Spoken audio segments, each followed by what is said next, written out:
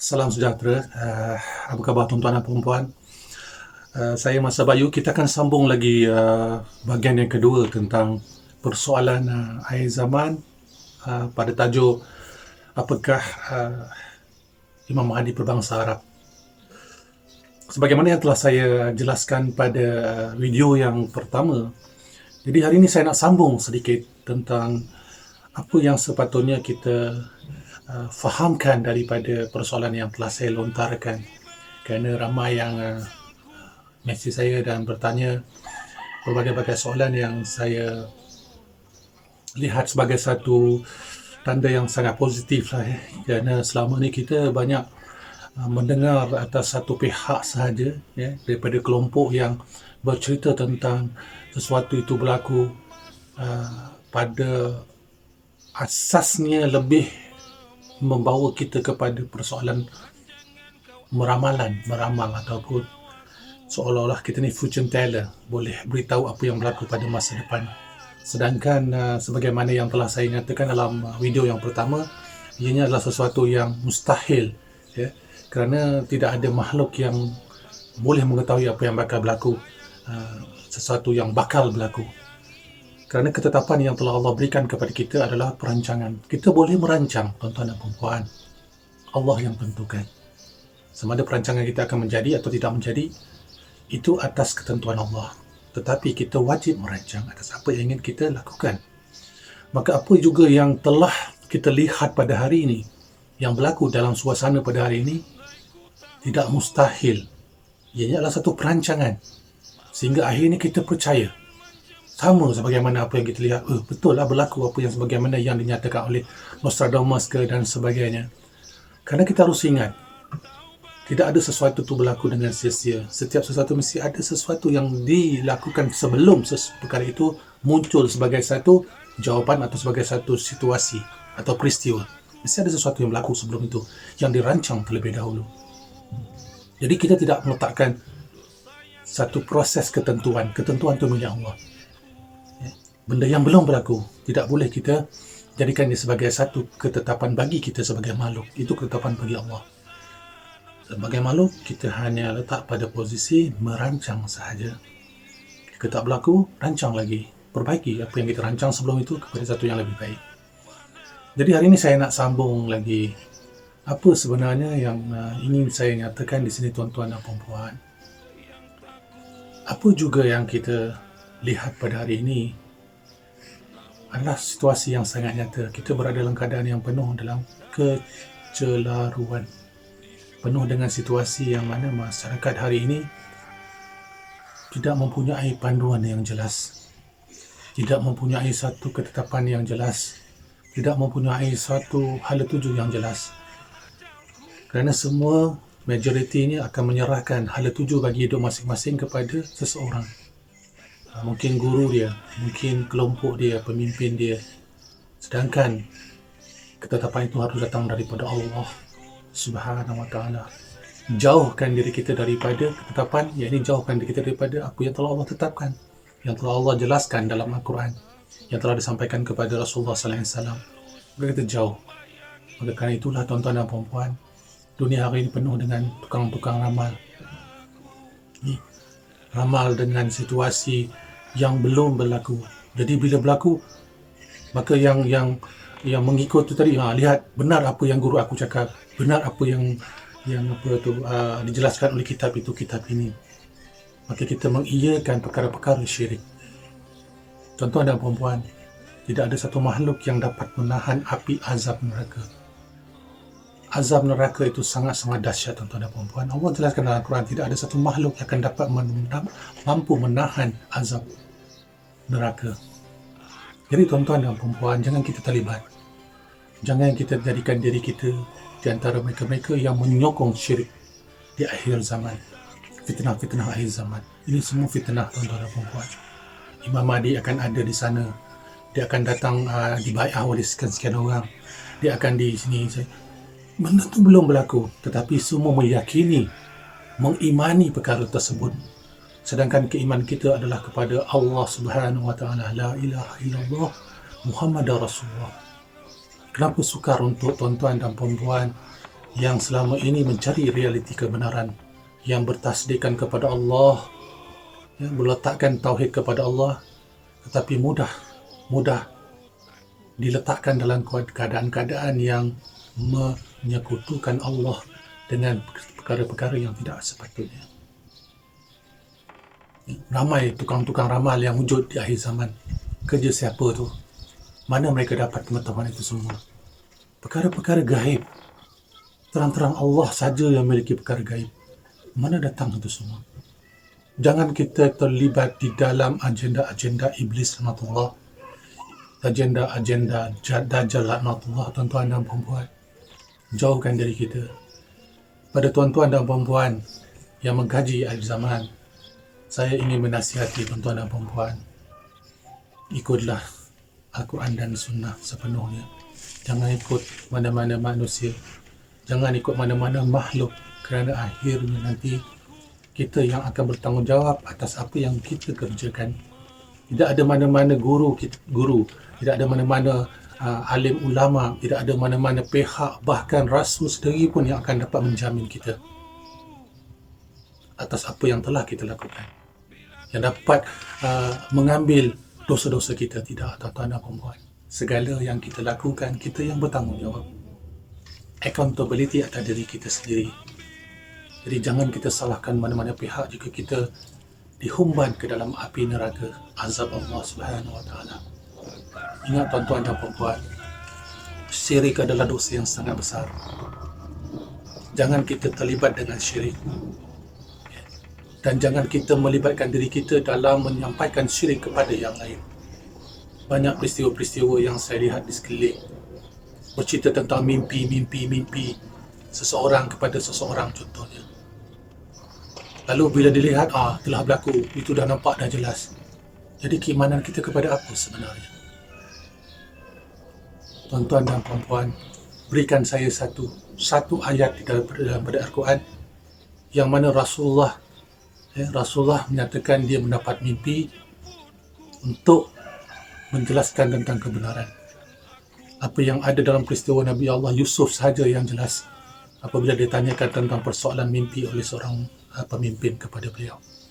Tetapi hakikatnya, tuan-tuan dan puan-puan, cerita-cerita yang tidak ada asasnya, tidak ada tapaknya, itu adalah fitnah. Fitnah kepada Rasulullah sallallahu alaihi wasallam dan fitnah kepada Allah Subhanahu Wa Taala. Maka tidak ada jalan untuk kita menemui hakikat kepada hubungan dengan Imam Mahdi apabila kita melakukan perkara-perkara yang ditegah oleh Allah dan Rasulnya. Tuan-tuan dan puan-puan, benarkah Imam Mahdi berbangsa Arab? Jika benar, apa bukti dia? Ada yang mengatakan, Tuan Pal, Imam Mahdi mungkin daripada bangsa Jawa, Imam Mahdi mungkin ada daripada bangsa Melayu, ada yang mengatakan Imam Mahdi bangsa Turki, ada yang mengatakan bangsa India, ada yang mengatakan Pakistan dan sebagainya. Tuan-tuan dan puan-puan, jangan kita tambahkan minyak dalam api yang sedang terbakar. Kerana tuan-tuan dan puan-puan, berkata itu mudah tetapi tidak akan mampu kita tarik balik. Ingat tuan-tuan dan puan-puan, kita menambah fitnah, menambah pernyataan-pernyataan syirik kepada Allah Subhanahu Wa Taala bila kita bersetuju dan kita mengiyakan perkara-perkara sedemikian. Tidak ada pernyataan, tetapi sifat realiti hakikat Nabi Muhammad sallallahu alaihi wasallam daripada bangsa Arab itu jelas. Itu telah berlaku. Peristiwa yang telah berlaku dan telah mempunyai fakta yang jelas yang tidak boleh kita tolak. Tetapi cerita tentang Imam Mahdi, bercerita dia daripada bangsa itu, daripada bangsa ini. Lalu sesiapa yang tidak menerima pernyataan mereka itu dianggap orang-orang yang gila, orang yang sesat, orang yang tak betul, menolak hadis, menolak ketetapan kitab dan sebagainya. Saya telah nyatakan dalam setiap video-video saya yang sebelum ini, kita tidak akan menolak apa-apa juga perkara yang benar. Macam mana maksud perkara yang benar? Apa juga yang disampaikan kepada kita? Jangan kita tolak. Hadis jangan kita tolak selagi ianya berasaskan dan bersandarkan kepada Al-Quran. Tapi jika ianya tidak ada satu sandaran yang jelas daripada Al-Quran, mana datang itu semua? Mana datang pernyataan-pernyataan tersebut? Maka saya tidak menolak. Kita berpegang kepada Al-Quran dan Sunnah. Maka Al-Quran datang dulu, bukan sunnah datang dulu. Sunnah berpandukan kepada Al-Quran. Ini yang harus kita pegang. Maka tidak ada penyataan Imam Mahdi daripada bangsa Arab, bangsa apa, tetapi dia datang daripada sifat yang akan menghimpunkan semua bangsa-bangsa dunia. Bangsa yang akan menghimpunkan perbezaan-perbezaan menjadi satu bangsa yang harmoni, bangsa manusia yang berteraskan kepada La ilaha illallah Muhammad Rasulullah. Tidak ada satu penambahan walau satu huruf dalam Al-Quran dan tidak ada dikurangkan walau satu huruf daripada Al-Quran. Tidak ada lagi penambahan-penambahan atas apa yang telah disempurnakan oleh Allah Subhanahu Wa Taala kepada manusia melalui junjungan besar kita Nabi Muhammad SAW.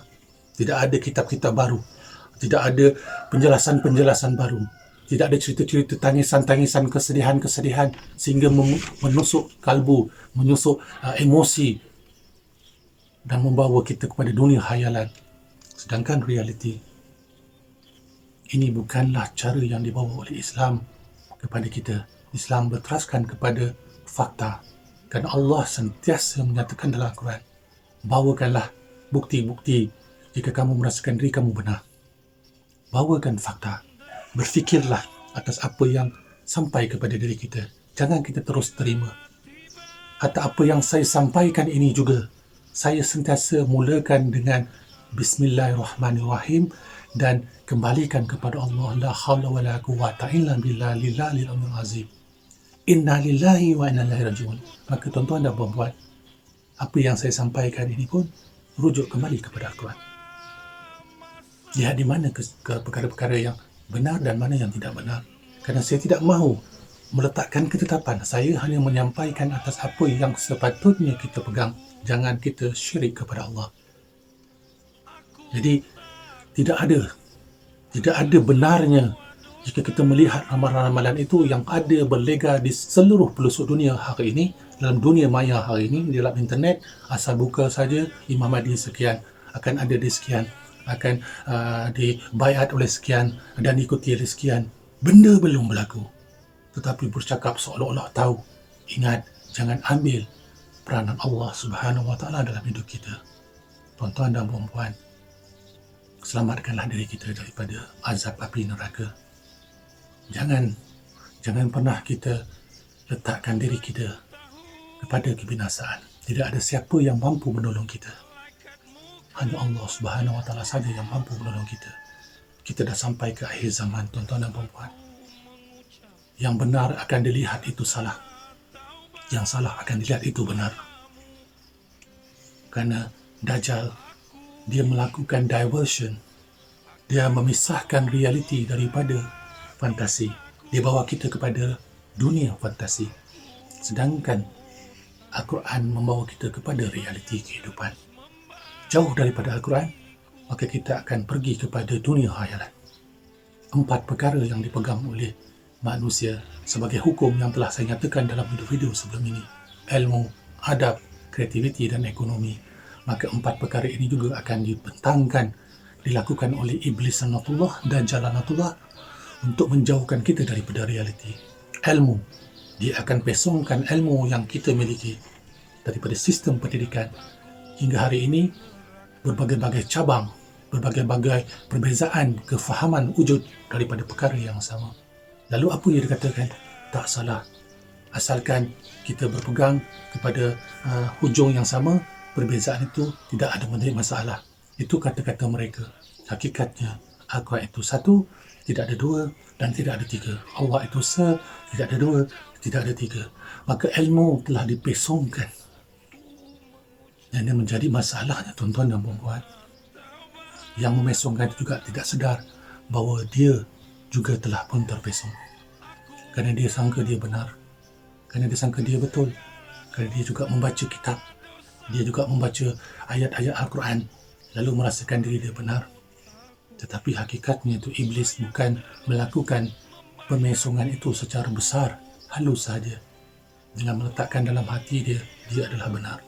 Maka mereka yang mempunyai ilmu akan dipesongkan daripada keilmuan yang dibawa oleh Rasulullah SAW. Dan daripada situ datang kepada perkara yang kedua. Hilanglah adab. adab dalam dalam kehidupan, maka manusia tidak mempunyai akhlak. Lebih kepada kesombongan, lebih kepada riak, lebih kepada menunjuk-nunjuk apa yang dia miliki. Sedangkan hakikat sebagai hamba, itu semua milik Allah.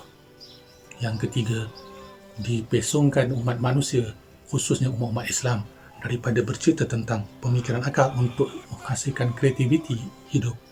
Kreativiti dari segi teknologi, kreativiti dari segi pembinaan dan sebagainya. Maka mundurlah. Dan yang keempat, ditindaslah dari segi ekonomi. Wujudlah berbagai-bagai sistem-sistem ekonomi, riba dan sebagainya, yang akhirnya menyebabkan manusia-manusia itu menjadi hamba kepada ekonomi yang dicipta oleh iblis laknatullah. Maka tuan-tuan dan puan-puan, jangan kita ambil mudah atas perkara yang telah nyata Allah tegar. Jangan syirik. Ingat pesan saya, jangan mengikuti ramalan-ramalan yang ada. Apa juga perkara yang belum berlaku, jangan kita pegang. Rujuk Al-Quran. Kita rancang apa yang kita nak pegang. Bukan kita pegang apa yang telah dinyatakan pada ramalan, tetapi kita berpegang atas apa yang telah ditentukan oleh Allah berdasarkan kepada Al-Quran. Maka pasti tuan-tuan dan perempuan akan bertemu dengan manusia yang dinanti-nantikan oleh sekalian makhluk di atas muka bumi di akhir zaman. InsyaAllah. Salam sejahtera daripada saya, Masa Bayu daripada Istanbul.